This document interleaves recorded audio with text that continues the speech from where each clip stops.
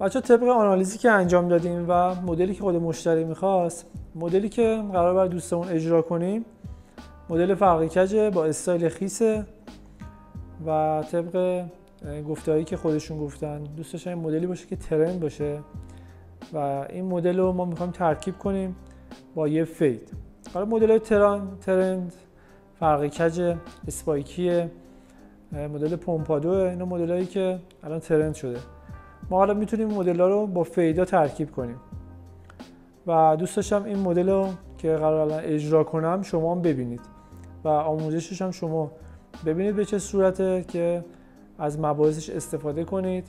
نکاتی که توش میگیم خیلی مهمه، خیلی توی این نکات ضعف دارن، بهتره کامل این ویدیو رو بچه‌ها ببینید و اگه براتون مفید بود سیوش کنید داخل چنلتون، یا میتونید برای کسایی که واقعا نیازمند این آموزش ها هستن و میبینید کارشون ضعیفه میتونید این آموزش رو براش بفرستید. خب اولین کاری که میکنم مو رو خیس میکنم.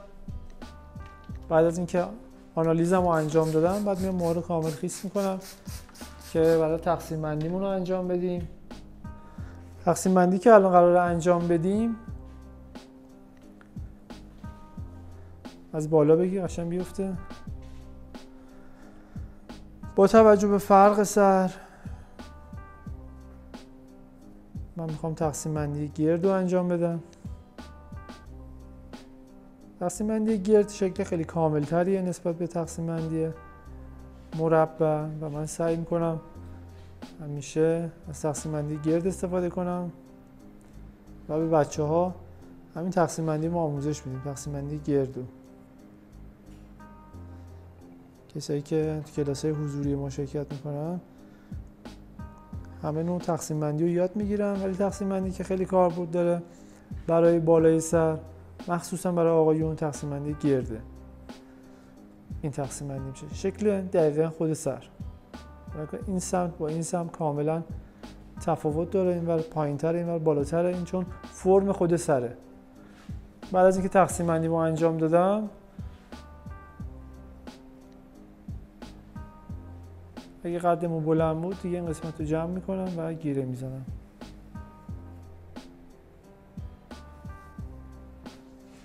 فیدی که قرار اجرا بشه براشون میت فیده.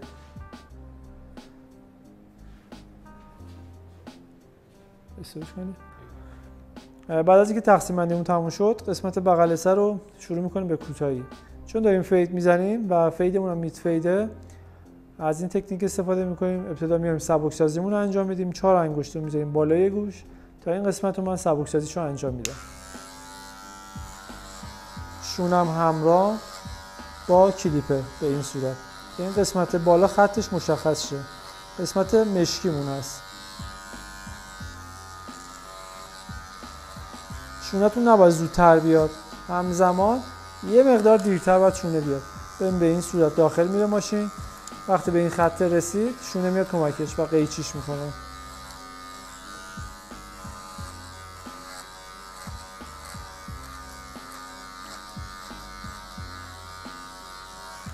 همینو تا پشت سر ادامه میدم. این قسمت پشت سر همیشه یادتون باشه چون فرم سر، قسمت تاج سر حالت قوس داره، شما باید این قوس رو حفظش کنید. در کار ماشین کاریتون یا قیچی کاریتون این شکل باید شکل یو باشه به این صورت.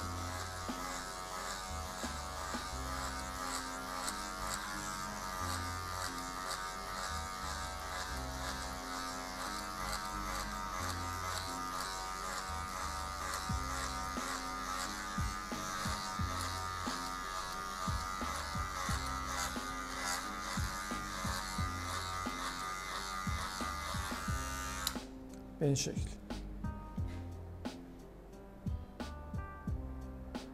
این سمت هم سبکسازیشو انجام میدم.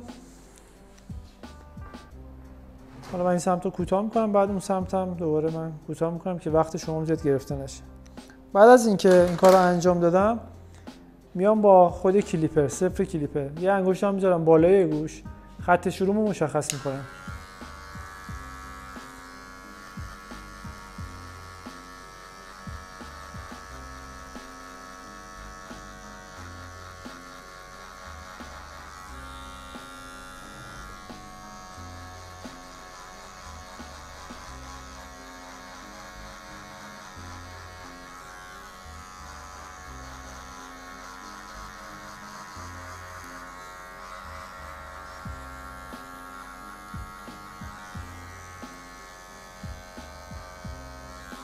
این قسمتی که الان جا گذاشتیم بمونه، این قسمت برای تریمره.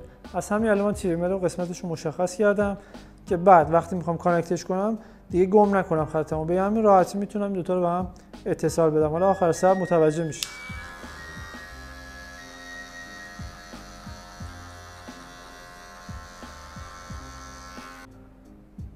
خط شروع رو مشخص کردیم. حالا میام با نمره 1 گارد باز یه انگشت بالای این خطه یه گادلاین دیگه ایجاد میکنیم.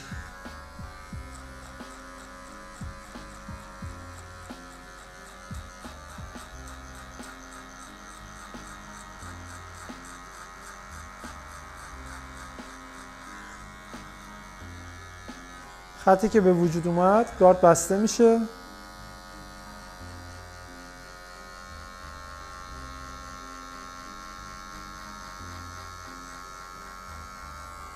الان ما نیم سانت حرکت کردیم به سمت بالا، خط اومد بالاتر، یعنی خط پایینی محو شد، خط بالاتر ایجاد شد. اینجا گاردمون رو میاریم روی نیم، دوباره نیم سانت دیگه میریم بالا.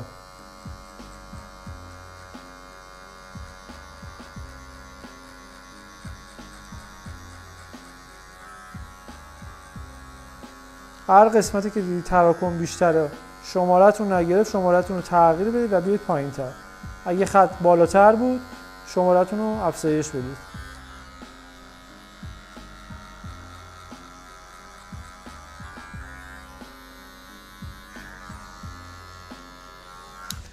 شماره بعدی شماره 3 میل با گارد بسته.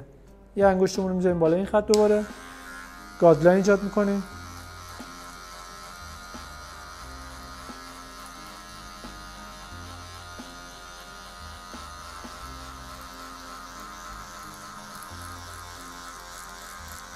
فشار دست به اندازه تمرکزی روی اون مسیری که دارید حرکت میکنید تا قسمت پشت ادامهش میدید. قطر کارتون باید حواستون باشه، قسمت ابتدا، قسمت میانی و قسمت انتهاییش باید یه اندازه باشه، یکسان باید در کلش ایجاد بشه، نه اینجا یکسان باشه وقتی میایید پشت بشه نیم سانت. خیلی نکته مهمیه. یه خطی به وجود اومد، من میام با شماره 1.5 گارد بسته این خط رو محوش میکنم.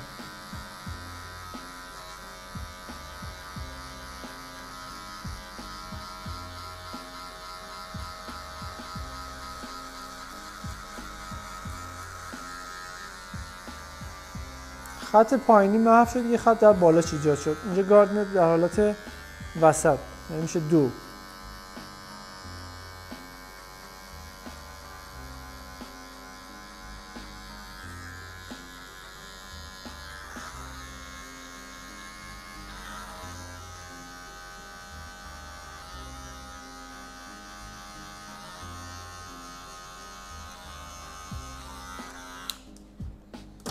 ادامه کار نمره 3 میل با گارد باز میشه 4.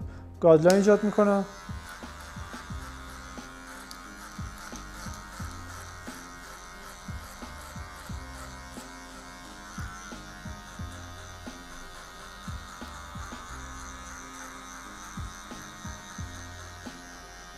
یه خطی در قسمت زیر به وجود اومد، گارد بسته میشه، نمره 3 وصل میشه به نمره 4.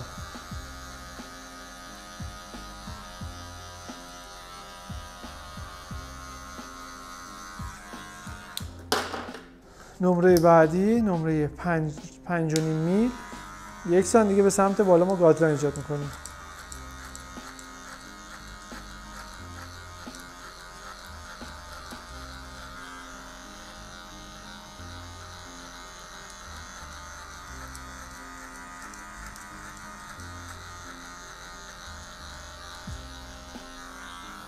یه خطی در قسمت زیر به وجود اومد با نمره 4.5 میل، ما خط رو محوش میکنیم.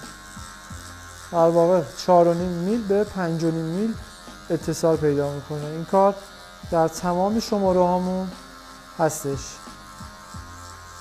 اتصالی که انجام میشه باعث میشه این هارمونی رنگ ما به وجود میاد.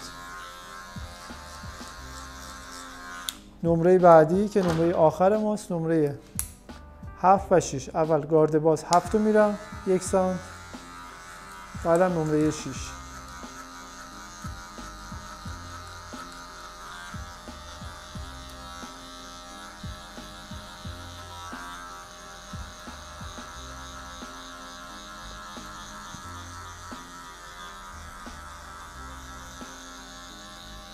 7. حالا میام روی 6.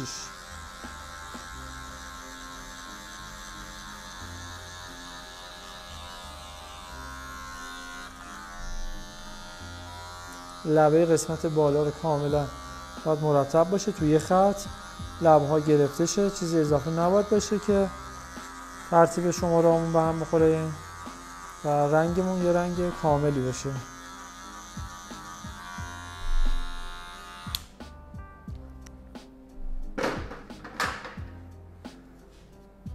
کارامو تمیز میکنم با بورسفیت. این قسمت یه مقدار خط هست، ببینید این قسمت رو اینجا برمیگردم رو شماره‌های قبلی، مثل شماره 5.5. یه بار دیگه این قسمت رو روش کار میکنم که ببینم رنگش کم رنگتر میشه و اون خط از بین بره. این مقدار کم رنگتر شد. حالا میام روی 4.5.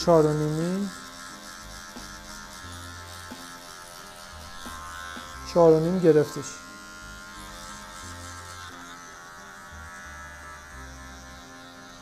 یه مقدار خط در اینجا هم دوباره هست، ببینید اینجا دیگه مربوط به نمره 4 میشه.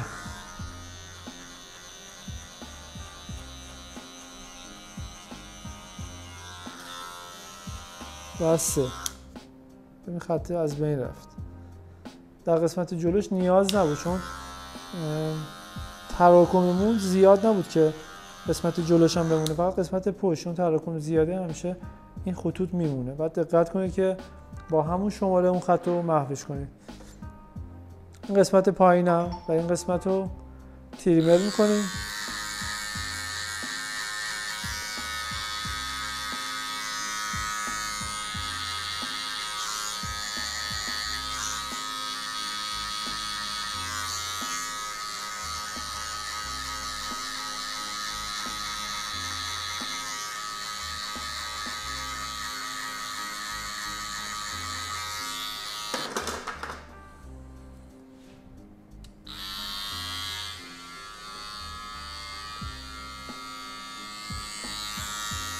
خطوط شقیقه رو در میاریم.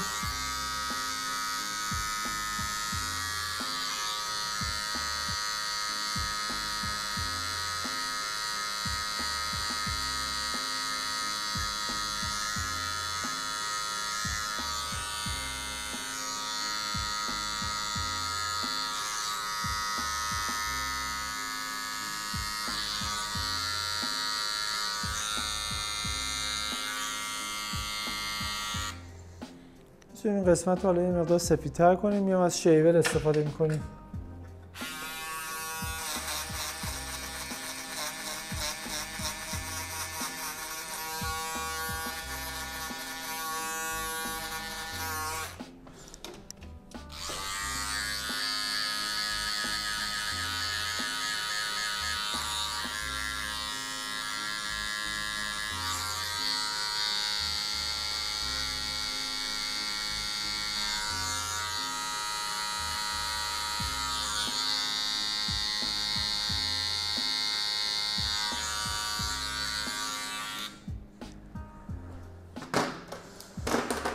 بعد میریم لکه‌گیری رو در قسمت پایین که مربوط به نمره 0 تا 1 به گوشه ماشین کار رو انجام میدیم.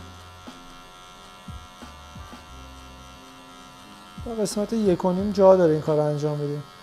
به بالاشو از شونه‌های الحاقی یا قیچی پیتاژ یا قیچی کات میتونیم استفاده کنیم برای لکه‌گیری.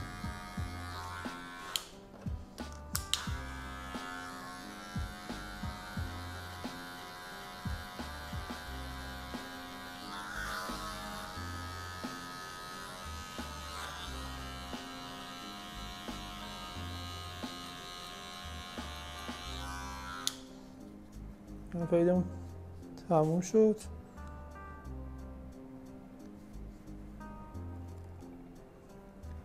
حالا بریم بالای سر بتونم آموزش بدم چجوری کوتاش کنید. بچه برای بالای سر برای مدل فرقی‌کج یادتون باشه اگه هر جهتی که مشتری میخواد موش حالت بده اونم باید شما تصمیم بگیرید. اگه خواب موهاش به این سمت باید یه سمت کوتاه‌تر بشه، یه سمت بلندتر. اگه جهت موهاشون به این سمت باید کوتاه‌تر شه، این سمت بلندتر. هر سمتی که موها رو شما جهتش رو مشخص کردید و مشتریتون همون جهت موهاشو حالت میده، مثل الان این سمت رو قراره کوتاه بشه و این سمتی که قراره کوتاه نشه، یعنی کمتر کوتاه بشه، در واقع میشه دیسکانکت. این سمت دیسکانکته، این سمت کانکته. این سمتی که دیسکانکته، این قسمتش رو من یه خطی آخر سر میندازم برای اینکه کارم یکم شکیل‌تر و بهتر بشه. حتما برای مدل فرق کج این قسمت رو خط بندازید. برای مدل فرق کج سعی کنید از این روشی که میگم استفاده کنید، خیلی روش کاربردیه. الگوهاتون رو تو محور افقی به این صورت که من دارم میگیرم به این صورت بگیرید. بعد از قسمتی که قراره کانکت بشه دستهاتون رو لیف کنید. این قسمت بغل سره که من برای کار ماشین کاری کارم تموم شد و این قسمت رو کوتاه کردم. همین قسمت من الگو میگیرم، یعنی قسمت قوس بغل سر. از همینجا من شکلم رو میسازم و وصلش میکنم به قسمت بالای سر به این صورت با شکل مثلث. ببینید به این صورت شد، کوتاه به بلند. دسته بعدی به همین صورت روی دسته قبلی قرار میگیره و به سمت جلو برشامو انجام میدم به صورت لایه به لایه تا جلو حرکت میکنم.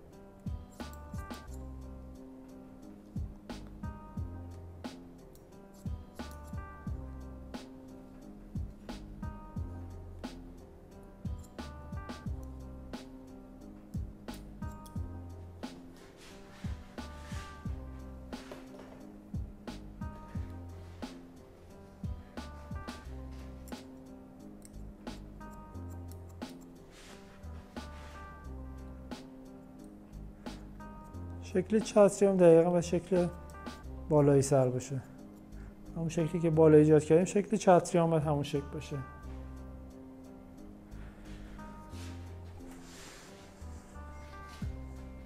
حالا میریم برای خط این بغل سر که گفتم بهتون.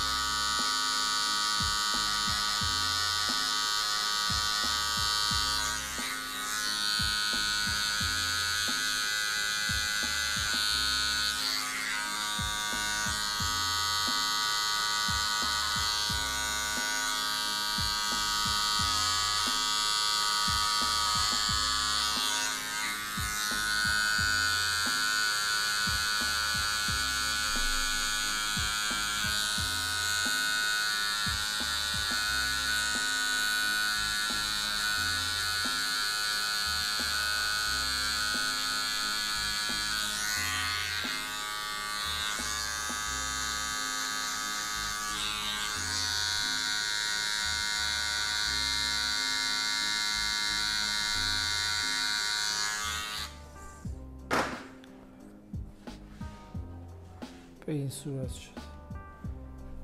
این سمت الان کانکت شد، این سمت دیسکانکت شد. حالا میریم استایلش رو بدیم. بچه مدل ما تموم شد. مدل فرق کج، قسمت بغل هم فید کردیم.